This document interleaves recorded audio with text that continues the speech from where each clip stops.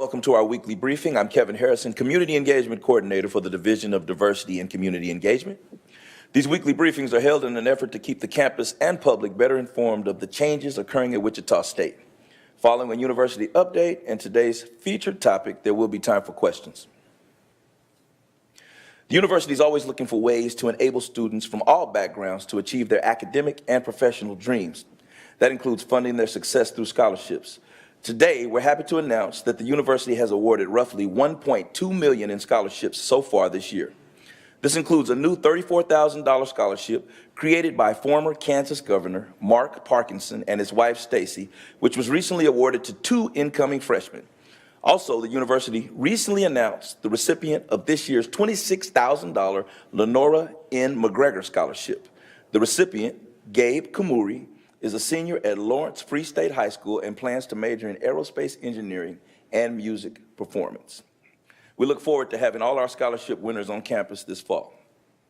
In addition, Shocker Nation has been exceptionally generous in giving to the Shock the World campaign.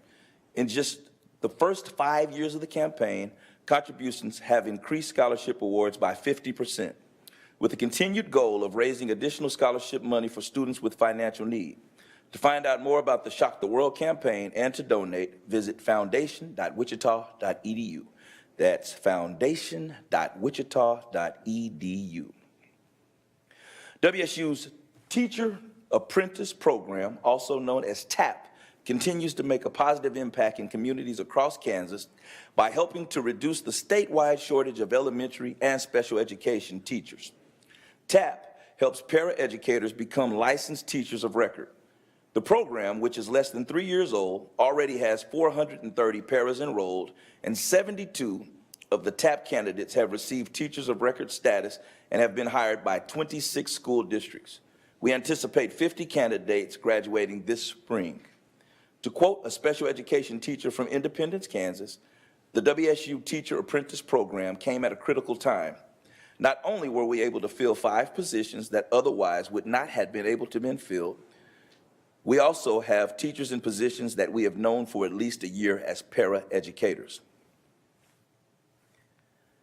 WSU's I-35 recruitment strategy continues to attract increasing numbers of students by offering in-state or reduced tuition rates to students in Texas, Oklahoma, Missouri, and most recently in Denver and St. Louis. As a result, our enrollment from these areas has grown from 262 in 2015 to 749 last fall. We will continue our I-35 recruitment efforts in order to attract and retain the talent that is vital to meeting the workforce and economic development needs of our state. The American flag that flies outside of Grace Wilkie Hall, which houses military and veteran services, will now remain flying 24 hours a day thanks to new lighting, which was donated and installed by WSU's Maintenance and Grounds Department. On Monday, the flag was raised for a final time in ceremony honoring our country and those who serve.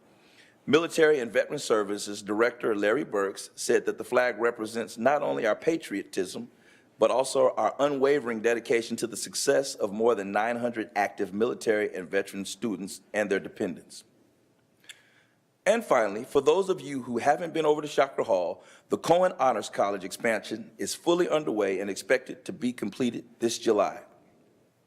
The expansion will give a college a front door to the rest of the university and provide more accessibility and additional study and community spaces for our growing number of roughly 600 Shocker Honors students spanning more than 90 majors.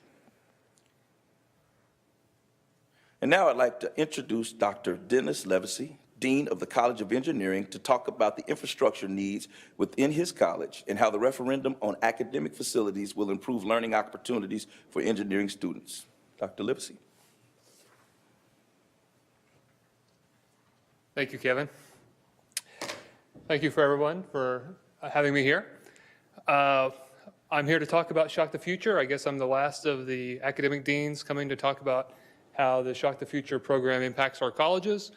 But while I have your attention, I'm going to hijack the moment to talk about a couple of other little exciting things that are happening in the college, and I'll get to Shock the Future in just a second.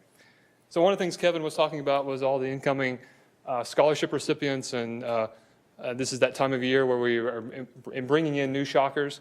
Tomorrow, we're announcing the Wallace Scholar Shockers, the Wallace Scholar recipients. So Wallace Scholars is a competition for engineering students. It's a legacy of over 350 alumni. It's the highlight of the College of Engineering. I encourage you to come tomorrow to see those 14 amazing individuals that we're bringing in and get to know them. They do extraordinary things. Later today, after this briefing, we're going to release a press release announcing a new graduate certificate in additive manufacturing. This is something that we're going to make a lot of noise about because it is a direct response. It is a deliberate and purposeful response to local industry needs. So academic progress happens on time frames that are not always consistent with outside needs. We tried to speed that up. We tried to be very deliberate in developing a degree program that will tie to what our industrial partners are asking for.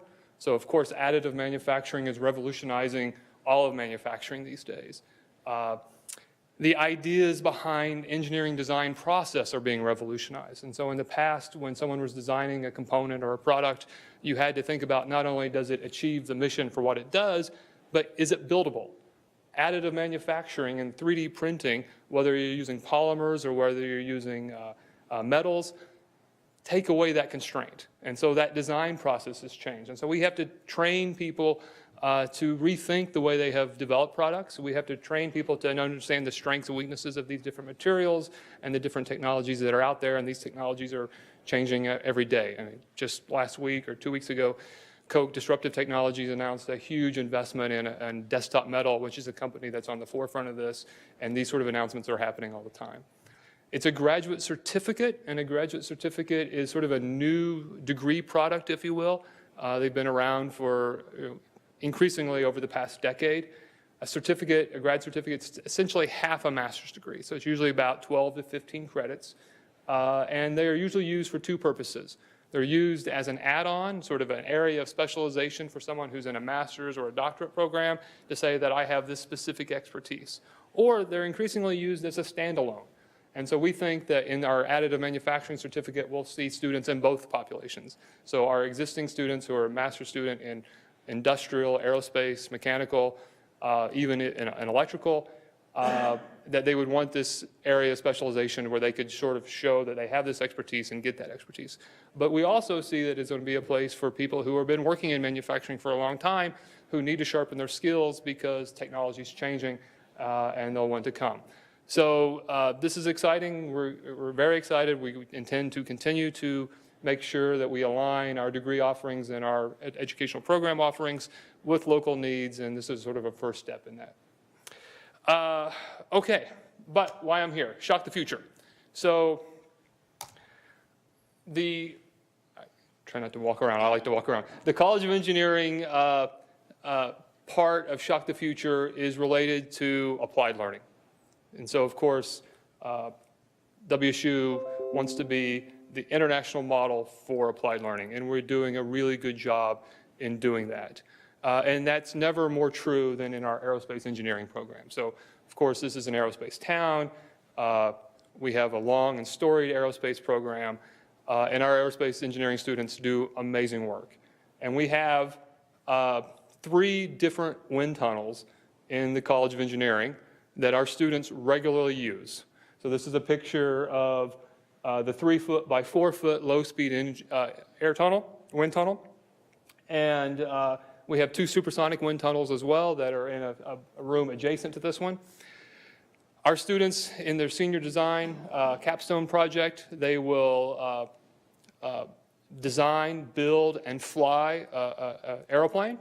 And they use this tunnel as part of that process. They use these tunnels in other courses as well. And they are physically located in what we call the Wallace Hall Annex. So sort of behind Wallace Hall in the space between Wallace Hall and Beggs Hall. And unfortunately, the foundation in this space is starting to settle. And it's leading to very pronounced cracks in the wall. And these cracks have sort of a high, oh my gosh, value, but they're actually not that critical. They're just sort of highlighting the structural changes that are happening in the settling of the foundation. But the real problem is is that the wind tunnel is built into the floor. And as it settles, it's creating gaps, and wind and air is getting into the wind tunnel in unexpected ways, and it's affecting the ability of the wind tunnel to give measurements at the same level of precision that's given in the past. So this is really a disruptive challenge for us. We've been trying to fix it with not metaphorically, but with duct tape and things that we can sort of cram in there and seal it back up, but it has to be resolved. And so the Shock the World component Shock the Future component for the College of Engineering is to do the structural repairs to the Wallace Hall Annex that would prevent the foundation from settling even further and restore the utility back to the wind tunnel. We've been talking a lot about Shock the Future. I've had multiple town halls.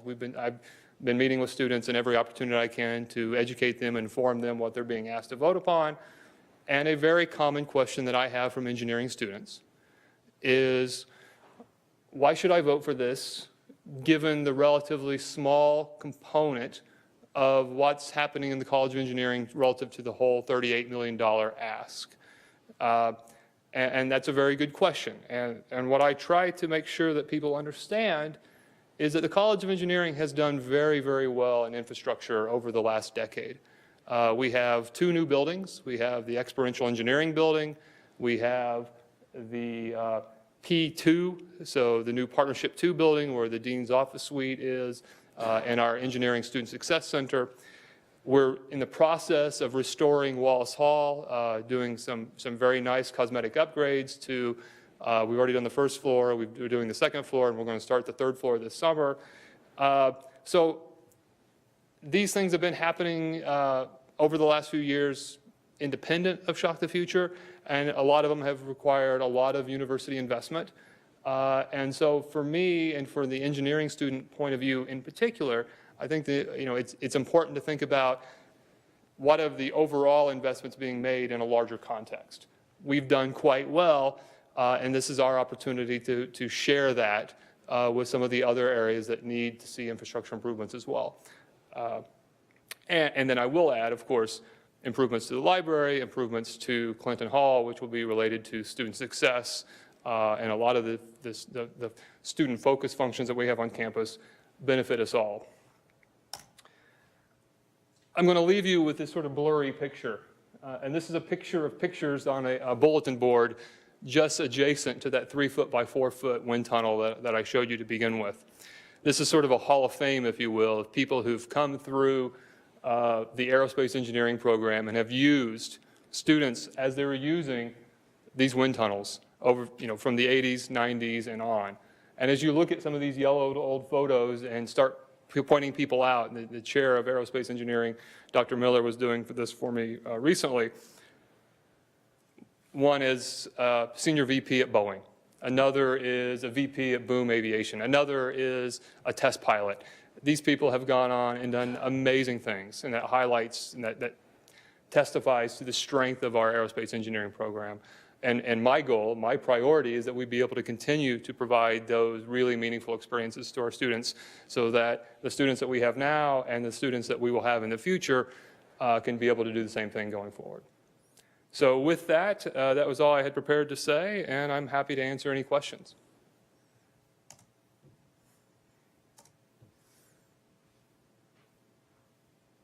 No? Okay. Thank you.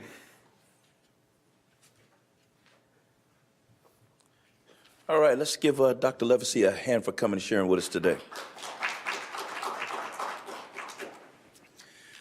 At this time, I'll take any questions that you may have about today's briefing or anything else. What questions might you have? If no further questions, then I'll end by sharing the vision, mission of University of Wichita State University, my apologies, and some brief history of today's date. Vision is to be internationally recognized as the model for applied learning and research. Our mission is to be an essential educational, cultural, and economic driver for Kansas and the greater public good.